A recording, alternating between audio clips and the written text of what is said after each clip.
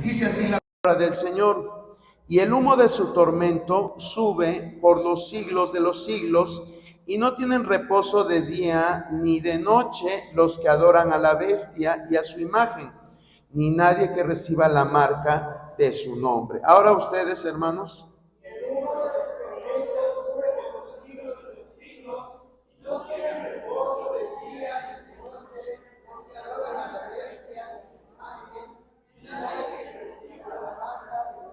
Pueden sentarse, hermanos, en esta hora. Bueno, este pasaje pues nos está hablando acerca de las personas que en determinado momento en el futuro van a seguir a ese personaje que la Biblia lo identifica como la bestia. Es un personaje pues guiado completamente por el espíritu satánico, por Satanás, es guiado, y pues a pesar de que sabemos por la palabra que es un ser maligno, sin embargo la gente va a ser seducida para dejarse llevar por esta persona. Y no tan solo la persona, sino por el sistema que él va a venir a implantar. Pero bueno, no es el punto hablar del personaje. Ya hace algunos meses dimos un estudio acerca de Apocalipsis y veíamos ampliamente acerca de este personaje.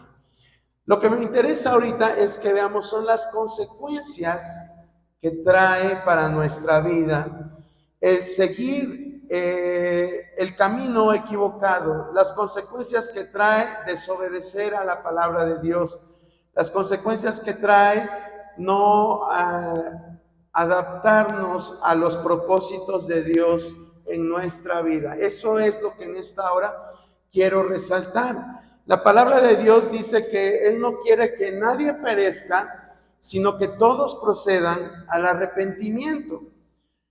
Cuando la palabra de Dios nos está hablando acerca de estas personas, que dice aquí que los que adoran a la bestia, dice que no tienen reposo de día ni de noche, no es que Dios hubiera querido que sucediera esto, sino que estas personas tuvieron oportunidad en su vida de rectificar, de negarse a dejarse sellar por este personaje, sin embargo no lo hicieron. Tuvieron más deleite en hacer lo malo que en lo bueno. Como la misma palabra de Dios lo dice, hay personas que se deleitan más en lo malo que en lo bueno. Y eso es lo que pasó con estas personas. Y bueno, cuando en nuestra vida alguien que está bajo nuestra autoridad no hace las cosas bien, ¿qué hacemos con esa persona? Si usted tiene hijos, ¿qué hace con esa persona? Se le corrige, se le llama la atención, pero si después de corregirlo y llamarle la atención no entiende, se castiga, ¿verdad? Ya parece que hasta lo dice como con miedo la hermana Clara, como pensando, si digo la palabra, van a decir que soy una antidiluviana, que no estoy de acuerdo a las nuevas generaciones. Pero la palabra castigo es una palabra que se repite desde Génesis hasta Apocalipsis. Es una palabra o es una acción de la cual Dios se ha valido siempre para tratar de dar un buen fin a las personas. O más bien dicho, no es para dar un buen fin, sino para que es la última, vamos a decir, la última oportunidad que se les da a las personas para corregirse. Sin embargo, hay personas como la que acabamos de leer aquí que se dejan guiar por lo malo a pesar de las múltiples oportunidades que Dios nos da, y entonces es cuando Dios trae castigo. Mire que de Dios la gente habla mal. La gente dice que Dios es un Dios castigador, que Dios es malo porque Él mandó que cuando los israelitas llegaron a la tierra de Canaán, mataran a todos los que estaban, todas las tribus que estaban ocupando la tierra, que las mataran y hasta con sus niños. Así lo dice la Biblia. Y nosotros si leemos esos pasajes, podemos quizás llegar a decir, híjole, la verdad sí que se pasó Dios. Pero después de que toma esa decisión Dios, después de dar múltiples y múltiples oportunidades. Cuando los israelitas salieron de Egipto para tomar la tierra de Canaán, habían pasado 430 años. 430 años. Y a lo largo de esos 430 años, de esos 430 años, Dios dio oportunidad para que esas tribus buscaran hacer lo bueno. Pero ¿qué creen? En lugar de hacer lo bueno, se fueron degradando, se fueron degenerando, fueron haciendo cosas peores, cosas viles. Y entonces Dios tuvo que actuar de esa forma. Tuvo que levantar al pueblo de Israel para que a través de ellos Dios ejecutara juicio contra esas tribus. Porque déjeme decirle que desde los tiempos de Abraham, desde el tiempo de Abraham, que fue el hombre a quien Dios le hizo la promesa de la tierra prometida, desde esos tiempos ya existían estas tribus. Pero Dios las dejó 400 años. Y le dijo a Abraham, tú vas a ser el dueño juntamente con toda tu descendencia de esas tierras. Dice, pero hasta que llegue el colmo de la maldad de esa gente. Es decir, les voy a dar oportunidad día tras día, les voy a dar oportunidad generación tras generación, esperando que ellos cambien. Pero como no cambiaban, entonces Dios viene y destruye a esas tribus de amorreos, fereceos, heveos, todas esas tribus que estaban ocupando la tierra de Canaán, Dios las destruye. Y no las destruyó tan rápido.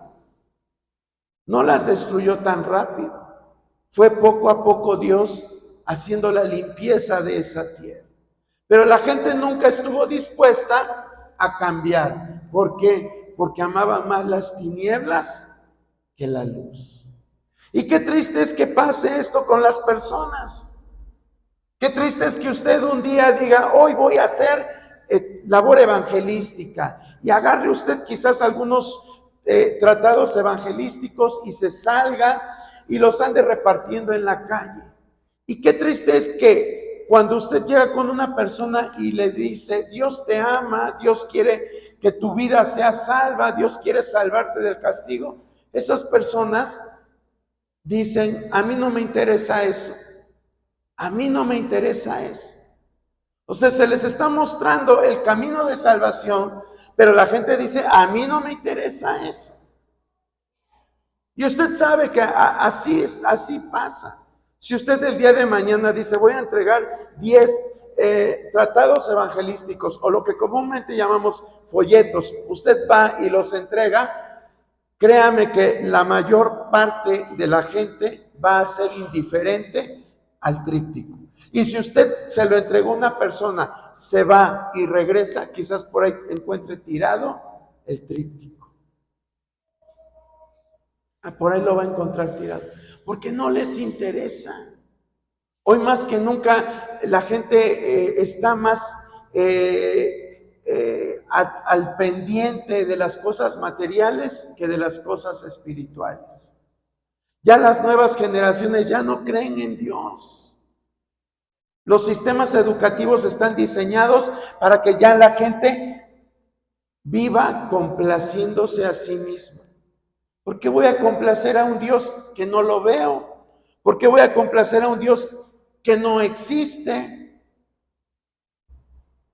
Porque ese es el pensamiento que se está tratando, o más bien dicho, que se está enseñando hoy en los centros educativos.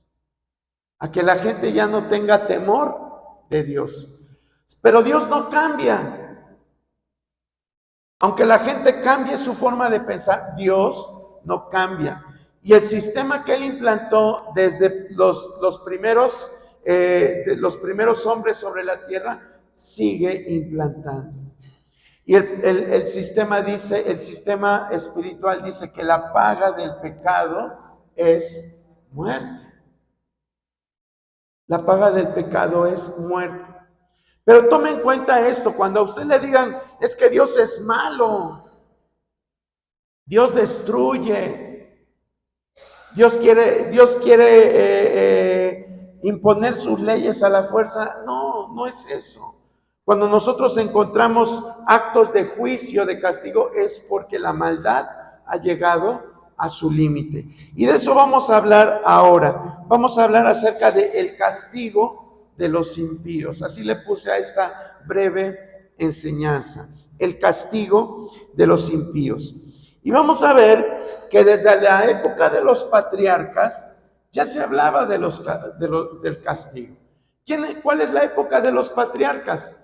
Aquella época que fue antes de Moisés. Esa es la época de los patriarcas. Todo lo que fue antes de Moisés. Y la palabra de Dios nos da una cita que nos habla muy bien de esto. Si alguien quiere leer Judas 14:15, por favor. Judas 14:15.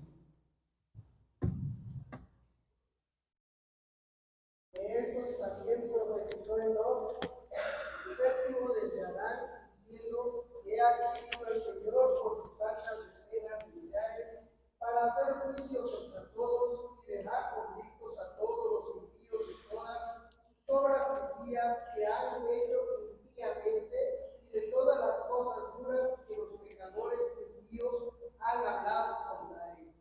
Gracias, hermana Clara. Fíjese cómo en este pasaje nos está hablando de un personaje que fue la séptima generación, el séptimo hijo, sí, bueno, sí, la séptima generación, porque fue hijo del hijo del hijo del hijo de Adán. Entonces él fue el séptimo, Enoc. ¿Alguien sabe, recuerda alguna característica en particular de Enoc? ¿Qué nos dice la Biblia de Enoc? Fue un hombre que caminó con Dios y dice la palabra que Dios se lo llevó. ¿Sí? ¿Cuántos años estuvo Enoc transitando durante la tierra? Durante la vida, perdón, en esta tierra. ¿Cuántos años estuvo? ¿Cuántos días tiene el año? Ah, pues fueron los años que estuvo sobre la tierra Enoc. Generalmente los hombres en aquel tiempo vivían 900, 800 años, vivían mucho. Pero como Enoc fue un hombre que halló gracia delante de Dios, dice la palabra que este hombre caminó con Dios y Dios se lo llevó. Sí, pero él habló todo esto que usted acaba de leer ahí en Judas 14 y hablaba del castigo de los impíos. Como desde aquel entonces había un juicio contra las personas que no hacían las cosas correctamente. Había un castigo para esas personas. Y no tan solo en la época de los patriarcas. Nosotros podemos ver que a partir de Moisés en adelante, hasta antes de Jesucristo, se manejó el sistema de la ley. Y ahí también cuando Dios le da las leyes a Moisés, están estipuladas ciertos castigos para las personas que no actuaban en base a una ley moral, en base a una ley religiosa, en base a una ley política y en base a una ley espiritual. Había castigos para esas personas. Si usted quiere leer, por ejemplo, ¿qué nos dice Deuteronomio 21, 18, 21? Deuteronomio 21, 18 al 21.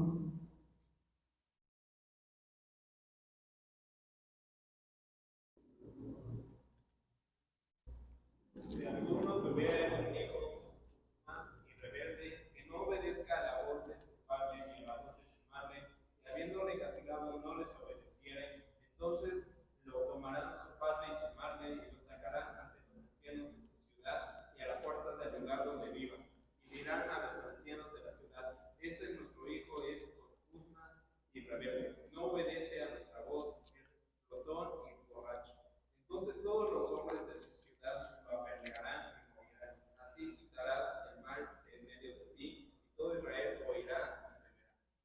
Gracias, hermano José Alfredo.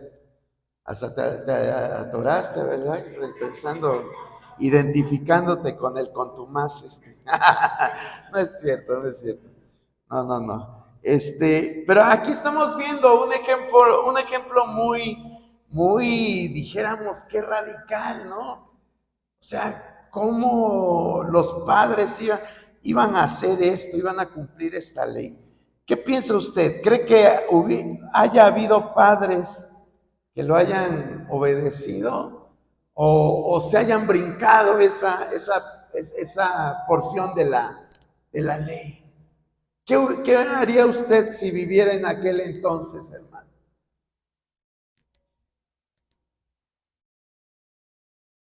¿Qué haría usted? ¿Denunciaría a su hijo o lo seguiría apapachando? ¿Qué haría usted con su hijo?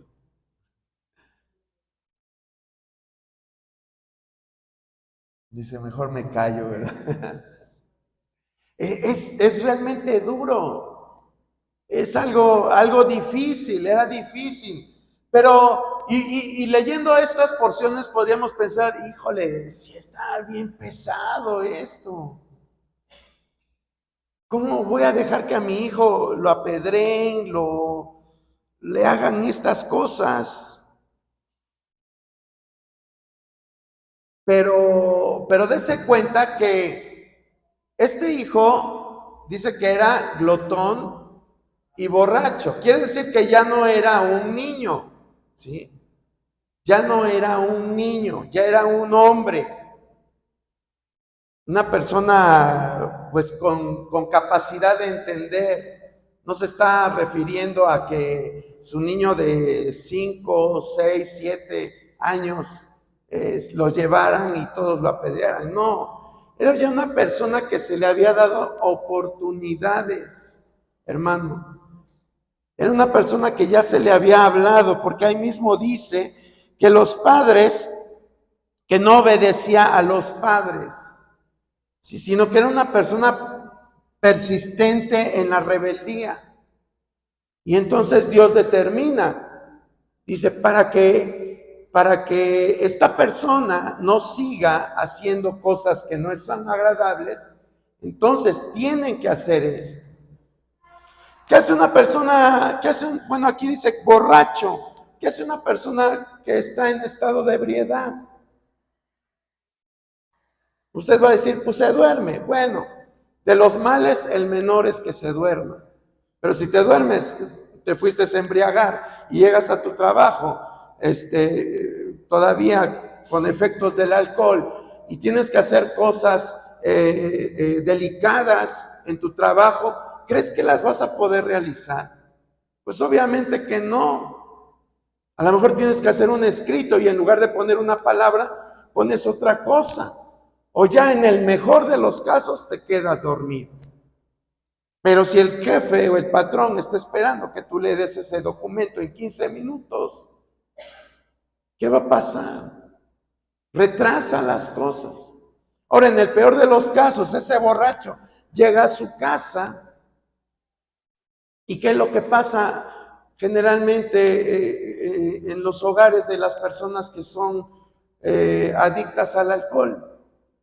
Pues hay temor, los hijos le tienen miedo, la esposa le tiene miedo, no hay libertad. ¿Por qué? Porque una persona borracha es una persona inestable emocionalmente. Quizás te llegó riendo y no le diste algo que él te pedía y ya cuando te das cuenta ya te dio un golpe. Entonces vea, a lo mejor cuando lo estaba leyendo el hermano José Alfredo, usted estaba pensando en un niño pequeño, pero no, Dios no es ese tipo de persona que impone castigos a la primera, ni se ensaña con la gente inocente.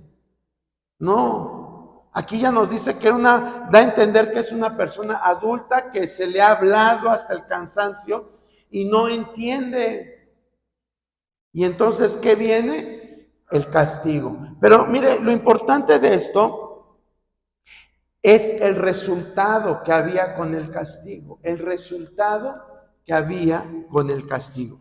Dice el verso 21, entonces todos los hombres de la ciudad lo apedrearán y morirá. Y vea las consecuencias. Así quitarás el mal de en medio de ti, y todo Israel oirá y temerá. ¿Será mala entonces la forma de actuar que Dios le dijo al pueblo de Israel que hiciera? ¿Sería mala? No. ¿Cuál era el propósito? Ahí lo dice muy claro, quitar el mal. Esa persona está deteniendo la producción en una empresa. Esa persona está causándole traumas a su esposa, a sus hijos. Esa persona es un peligro. Entonces Dios dice, si te dan oportunidades y no se corrige, quítala. Quítala. Sí. Ahorita si me estuvieran escuchando derechos humanos ya me hubieran clausurado aquí el templo. De veras. Y algunos de ustedes todavía estarán diciendo, híjole, qué mal es el hermano. Pero vea los propósitos. El propósito es quitar el mal. Y en el momento que se quita el mal, ¿qué pasa? Se restaura la sociedad, pero también la gente va a aprender a no hacer lo mismo. Va a aprender a no hacer lo mismo. Estaba viendo hace unos días en unas encuestas en el canal de YouTube acerca del presidente de El Salvador. Yo creo que usted ha escuchado acerca de este presidente, de Nayib Bukele.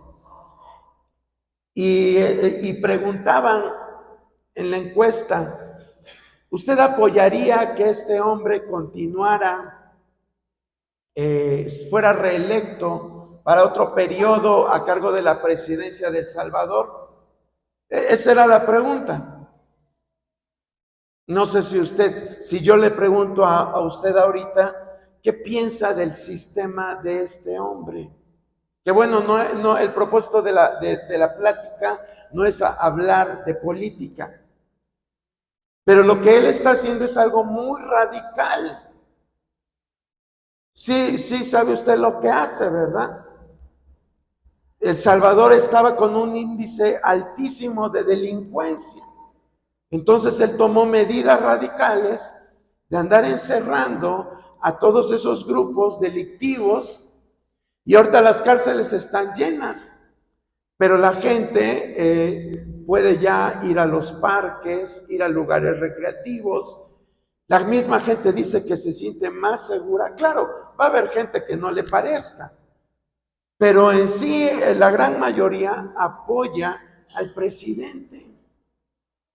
Y su táctica que él está utilizando es como una táctica del tiempo de la ley, bíblicamente del tiempo de la ley. Y se están viendo los resultados. Entonces esto del castigo no es algo que ya haya pasado de moda. El castigo bien usado puede ser de gran ayuda hasta aún hoy en nuestros días. Pero vuelvo a repetir, las organizaciones no gubernamentales, los sistemas educativos ya están en contra de todo eso.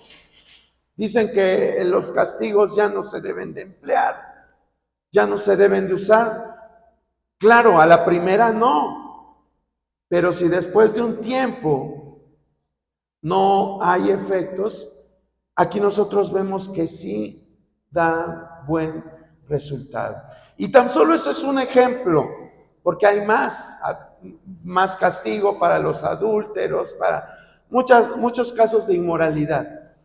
Pero vea cómo la forma de pensar actualmente, aún de nosotros como cristianos, a veces no está muy acorde con la palabra de Dios. No estamos muy de acuerdo. Pero aquí en la palabra se nos está explicando los motivos y las razones de por qué es importante imponer el castigo.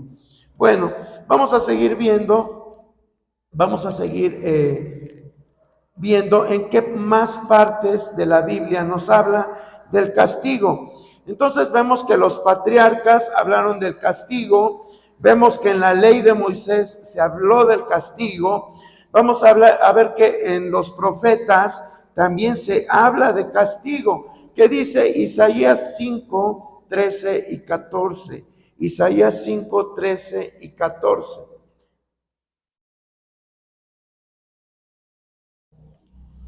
Si alguien lo quiere leer, por favor.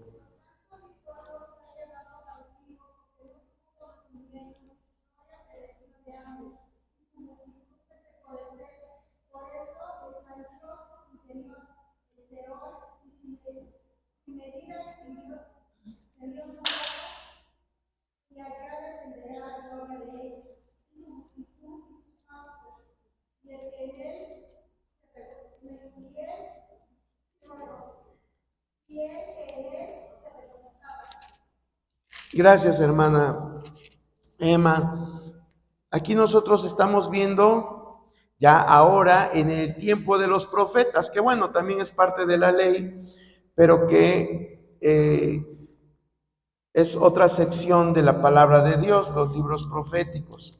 Y nos está hablando aquí el profeta Isaías, está hablando acerca del castigo. Estamos viendo acerca del castigo para los hermanos que apenas han llegado. Estamos viendo cómo, aunque nosotros lo vemos como algo malo hoy en nuestros días, sin embargo la palabra de Dios pues sigue hablando acerca del castigo con un propósito positivo. Entonces, aquí el profeta Isaías está diciendo: por tanto mi pueblo fue llevado cautivo, porque no tuvo conocimiento, y su gloria pereció de hambre, y su multitud se secó de sed. Vea en qué circunstancias estaba el pueblo. Era un pueblo que dice aquí que no tenía conocimiento. Era un pueblo que no tenía conocimiento. Y la gloria que Dios les había dado como hijos de Dios se marchitó. Por eso dice, pereció de hambre. Y su multitud se secó. Está hablando de un pueblo que estaban reproduciéndose, creciendo, pero a causa del pecado fueron menguando, fueron disminuyendo tanto su conocimiento como su gloria, como sus fuerzas, como en número, fueron marchitándose ese pueblo. ¿Por qué? Porque no les interesaba en primer lugar el conocimiento. Y entonces el profeta dice: por eso ensanchó su interior el Seol y sin medida extendió su boca, y allá descenderá la gloria de ellos y su multitud y su fausto y el que en él se regocijaba. Vea usted cómo la indiferencia del pueblo de Dios hace que Dios desate esos juicios sobre ellos. Nosotros, ¿cómo somos ante la palabra de Dios? ¿Somos obedientes o somos indiferentes? ¿Qué nos caracteriza a nosotros? Cuando usted escucha un mensaje, trata de interiorizarlo y trata usted de empezarlo a poner en práctica. O simplemente lo escucha, sale de aquí y sale pensando: tengo que ir a comprar el pan, tengo que ir a hacer esto, tengo que hacer el otro. Y llega a su casa y ya se le olvidó el mensaje. Y si mañana le preguntan: ¿y de qué se trató la enseñanza? Híjole, ¿de qué se trató? Y no recordamos. ¿Cuál es la mejor forma para recordar lo que se nos ha enseñado, hermano? ¿Cuál es la mejor forma? Repetirlo o ponerlo en práctica. Ponerlo en práctica.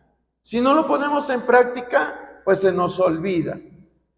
Así de simple y sencillo. Si no lo ponemos en práctica, se nos olvida. A lo mejor a usted ahorita en estos meses que pasaron, perdón, en este mes que pasó de diciembre y en las fiestas que hubo, le dieron a usted la receta de un guiso muy sabroso, pero no lo anotó.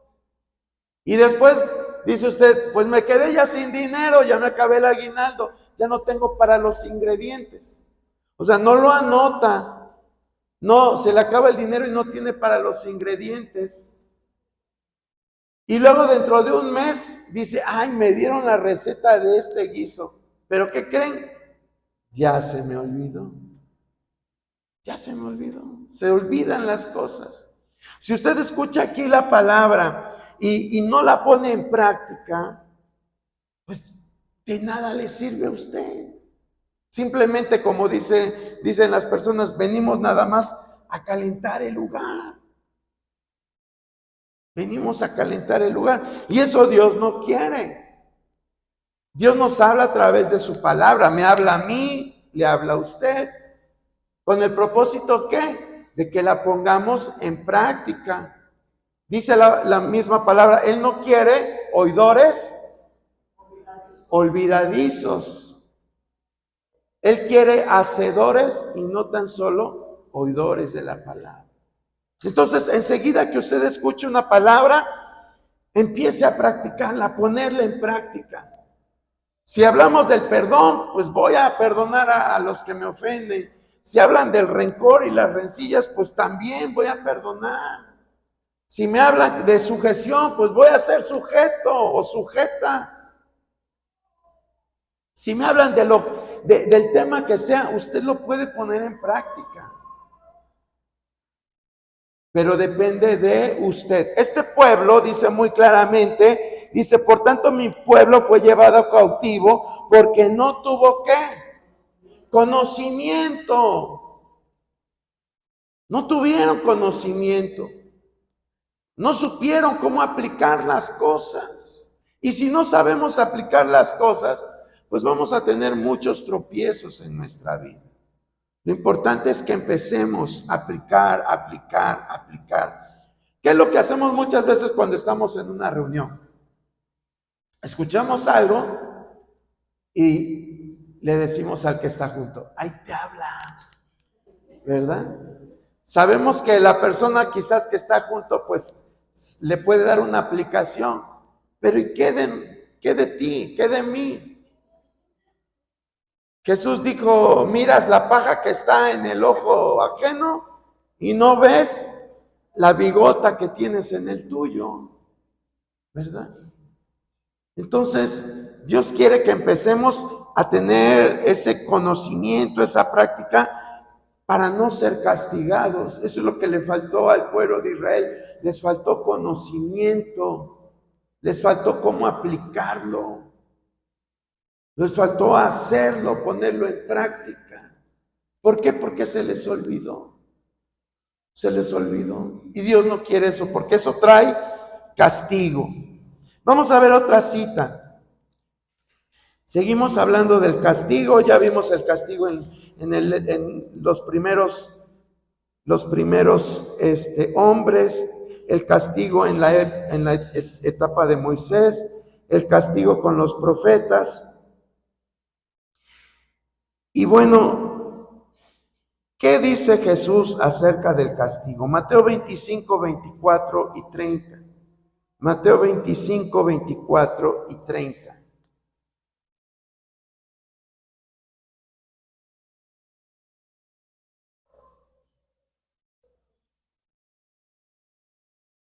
Si alguien lo quiere leer, por favor. Llegando también el que había recibido un talento, dice, Señor, te conocía que eres hombre duro, que ciegas donde no sembraste y recoges donde no esparciste. Por la 30 o no. Hasta todos. Respondiendo su Señor me dijo, siervo malo y negligente, ¿sabías que ciego donde no sembré y que recojo donde no esparcí? Por tanto, debías haber dado mi dinero a los banqueros al venir yo hubiera recibido lo que es mío por los intereses. Quítale pues el talento y dadlo al que tiene 10 talentos. Pues al que tiene le será dado y tendrá más, y el que no tiene, aún lo que tiene le será quitado. Y al siervo inútil que está en las tinieblas de afuera, allí será el lloro y el crujir de dientes. Gracias, hermana Clara. Entonces, vea aquí esta enseñanza que da Jesús. Ya dejamos el Antiguo Testamento y ahora vamos a ver el castigo en el Nuevo Testamento. Jesús era todo amor, todo bondad, todo misericordia, pero también es justo. Acuérdese, Dios es todo eso, pero también es justo. Y a cada uno va a llegar el día en que le va a dar conforme a sus obras. Y aquí está hablando Jesús a través de esta ilustración, cómo Dios nos da a todos talentos, nos da dones, nos da ministerios para que nosotros los empecemos a ejercer. Al que tenía 5 lo multiplicó, al que le dio 2 los multiplicó, pero al que le dio 1, ¿qué hizo? Dice la palabra que lo enterró. En lugar de ponerse a trabajar con ese talento, ¿qué es lo que hizo? Lo enterró. Y entonces el hombre, bueno, de acuerdo a la ilustración, el hombre que le dé el talento al siervo, le pide cuentas. Dios nos pide cuentas, hermano.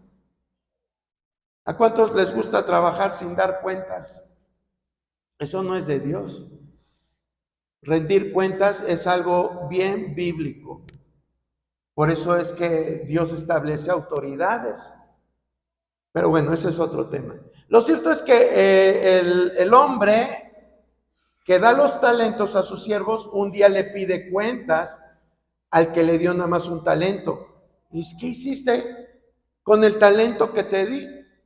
Y entonces aquel empieza a decir, es que Señor, yo sabía que eras malo, que esto, que el otro, y no lo trabajé, decidí mejor enterrar. ¿Cuántos de nosotros nos podemos identificar con este hombre? Ahorita nadie va a decir, no, yo no. Pero la realidad es que así como este hombre le dio excusas, incluso argumentando que el hombre era malo. Usted va a decir, no, yo nunca voy a decir que Dios es malo. Pues a lo mejor con sus palabras no lo puede decir, pero ¿qué tal con sus hechos? Muchas veces Dios nos dice que confiemos en Él. ¿Y a poco sí confiamos en Él? En todo. ¿Confiamos en Él?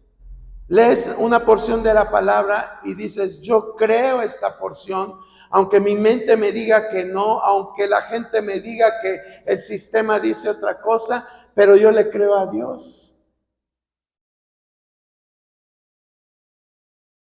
Eso es lo que hizo este hombre. Dijo, no, Señor, yo sé que tú eres malo. Y nosotros no decimos, yo sé que tú eres malo, Señor. Pero le decimos, ¿sabes qué, Señor?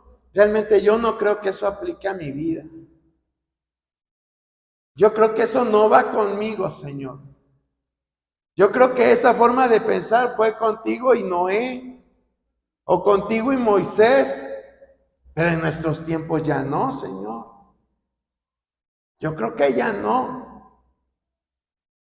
Y podemos argumentar, bueno, podemos poner muchos ejemplos, pero la realidad es que a final de cuentas actuamos como este hombre. Y a final de cuentas lo que nos da no lo ponemos en práctica. Muchas veces no tenemos fe para creer que Dios proveerá, que Dios nos provee. No tenemos esa fe. La palabra de Dios, por ejemplo, dice, traed vuestros diezmos al alfolí y vas a ver si no abro las ventanas de los cielos y derramo bendiciones que hasta que sobreabunden. Y no es que yo quiera su dinero, hermano. Gracias a Dios, Dios me dio un trabajo. Pero la bendición es para el que da. Dice, traed sus diezmos al alfolí. Y la realidad es que muchos no cumplimos. Ni siquiera, bueno, ya dices, es que el diezmo es del Antiguo Testamento. Eso es lo que argumentan mucho. Lo que se argumenta. Es que el diezmo es, pero Pablo dice, de lo que has juntado de toda la semana, trae el primer día de la semana. Y dice, Dios ama al dador alegre. Y a veces, ¿qué es lo que traemos? De lo que nos sobró. Eso es lo que le traemos a Dios, de lo que nos sobró. Y vuelvo a repetir, yo no me interesa si usted diezma o ofrenda. Pero simplemente le estoy poniendo este ejemplo porque yo sé quiénes diezman. Y la verdad es que si diezma el 10% de la congregación es mucho. Ay, hermano, es que yo diezmo allá donde sí lo necesitan. Bueno, pues entonces vete para allá. ¿Qué se saca? Porque necesitan más obreros, necesitan más gente que recurso. ¿Qué se saca? Pero no. O sea, nosotros dice un dicho malo, de la moda lo que te acomoda, aquí es de la palabra también lo que te acomoda. Y la entendemos como queremos y la hacemos como queremos. Y por eso muchas veces no vemos la bendición de Dios en nuestra vida. No vemos esa bendición en nuestra vida. Porque no hacemos las cosas de acuerdo a como nos dice la palabra que debemos de hacer, sino que lo hacemos de acuerdo a como nuestra mente nos da a entender. Y no vemos bendición. Proverbios dice, trae de tus primicias, dice, y vas a hallar abundancia en tu casa. Pero no lo practicamos. No, es que eso es del Antiguo Testamento, ya yo vivo en el Nuevo. Pero ni en el Nuevo, ni con lo del Nuevo queremos obedecer. Y Jesús es claro. Dice muy claramente aquí, dice, por tanto, dice, quitadle pues el talento y dadlo al que tiene 10 talentos, porque el que tiene le será dado y tendrá más, pero el que no tiene, aún lo que tiene le será quitado.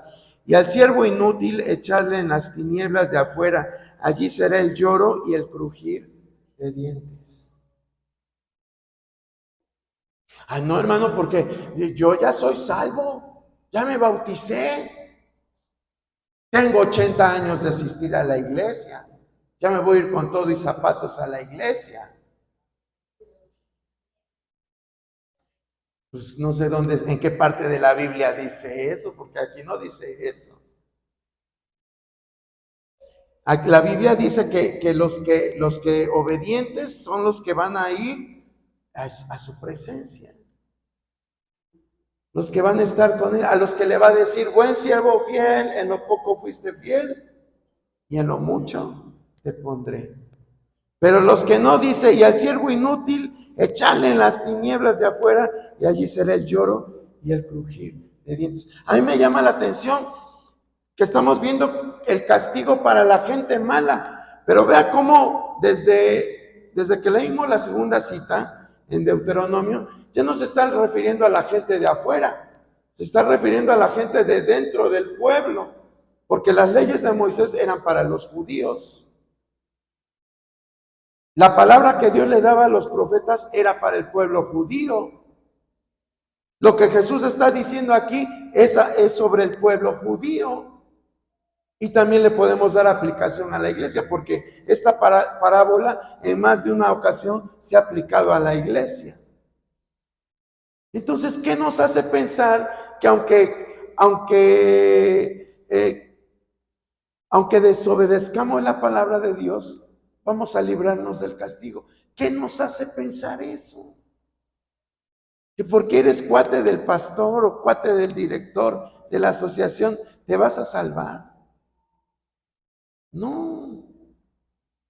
Y mira que dice la Biblia que tú te puedes burlar de la gente, pero Dios no puede ser burlado. Dios no puede ser burlado. Y no importa todo lo que hagas. Mire, en la Biblia nos habla de un ejemplo de un hombre que cuando escuchó a los apóstoles predicar, cuando escuchó a uno de los diáconos, a Felipe, este hombre enseguida se quiso bautizar. Vio que hacían milagros y enseguida se quiso bautizar. ¿Sabe de quién estoy hablando? Era un hombre que practicaba las artes místicas, era un mago y se llamaba Simón. Dice la palabra que cuando él tiene el encuentro con estos personajes ungidos de Dios, este hombre enseguida se bautizó y andaba atrás de ellos. Ahí andaba con Felipe, no se le despegaba y quería hacer todo lo que Felipe hiciera. Y quizás toda la iglesia dijera, oye, el hermano Simón, qué activo es. ¿Por qué no lo ponen ya a dirigir? ¿Por qué no lo ponen ya a predicar? ¿Por qué no lo ponen? Miren que canta re bonito. Pónganlo a hacer algo. No lo tengan en la banca. Pero los apóstoles, cuando lo vieron y vieron las intenciones de su corazón, este hombre lo que le interesaba era hacer lo que hacían los apóstoles. ¿Y qué era lo que hacían? Milagros, maravillas, sanidades. Este hombre les dijo, yo quiero hacer eso. ¿Y qué le dijo Pedro? Le dice, arrepiéntete. Arrepiéntete.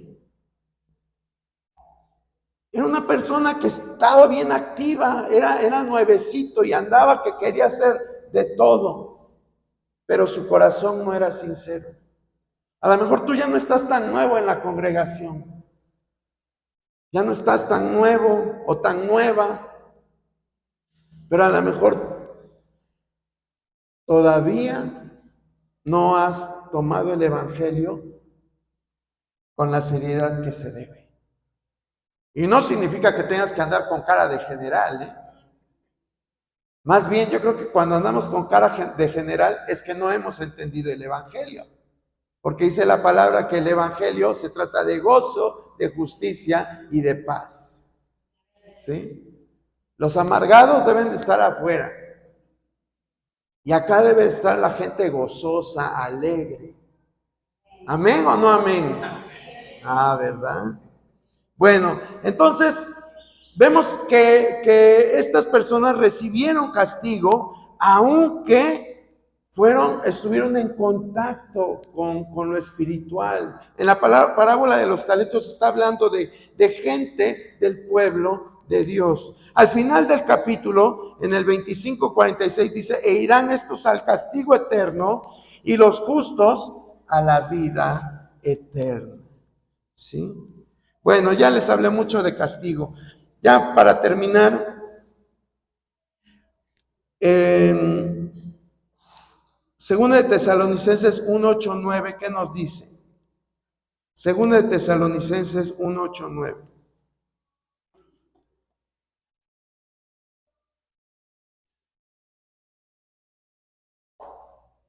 Si alguien lo quiere leer, por favor.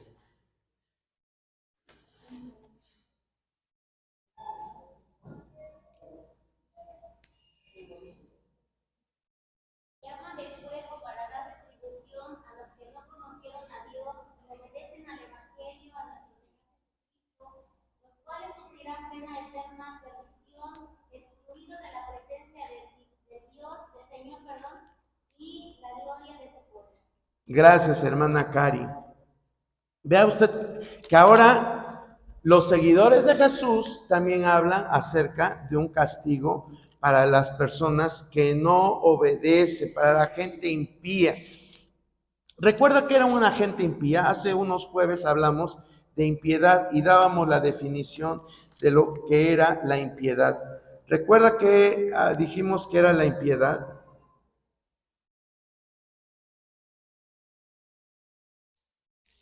¿Ya ve cómo todo se les olvida?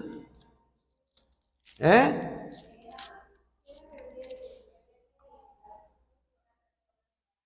Era una persona que cuando oye de Dios no hace caso, es una persona rebelde, ¿sí? Una persona que no atiende a lo que la palabra de Dios nos está diciendo que hagamos. Eso es una persona impía, ¿sí? Entonces aquí la palabra de Dios nos está nuevamente señalando esto a través de esta epístola. Nos está diciendo, dice, en llama de fuego para dar retribución a los que no conocieron a Dios ni obedecen el evangelio de nuestro Señor Jesucristo. Ni obedecen el evangelio de nuestro Señor Jesucristo, los cuales sufrirán pena de eterna perdición, excluidos de la presencia del Señor y de la gloria de su poder, de su poder. ¿Cuántos quisieran que Dios les castigara, hermanos? Yo creo que nadie quisiera, ¿verdad? Pero es un recurso que Dios lo sigue usando. Para los que llegaron apenas, vimos cómo el castigo es un recurso que aunque ya en nuestro tiempo no se ve como algo válido, pero Dios lo sigue usando cuando no entendemos. Después de muchas llamadas de atención, no entendemos los propósitos de Dios para nuestra vida. Hoy Dios no quiere que nosotros suframos castigo. Dice la palabra, Él no quiere que nadie se pierda, sino que todos procedan al arrepentimiento. Entonces, si hay algo que en nuestra vida sabemos que está mal, pues es tiempo de rectificar, hermano. Es tiempo de rectificar. Hay personas que dicen, no, es que yo ya soy salvo y Dios no castiga a los hijos, Dios no castiga a los suyos, porque Dios es bueno. ¿Dónde dice? Bueno, sí, la palabra de Dios dice que es bueno, pero ¿dónde dice que no castiga a los suyos? Dice, exacto, Dios al que ama corrige y azota al que tiene por hijo. Entonces, ¿de dónde? Vuelvo a repetir, no es a la primera, ni piense usted que Dios está ahí con una varita ya dispuesto para sonarnos.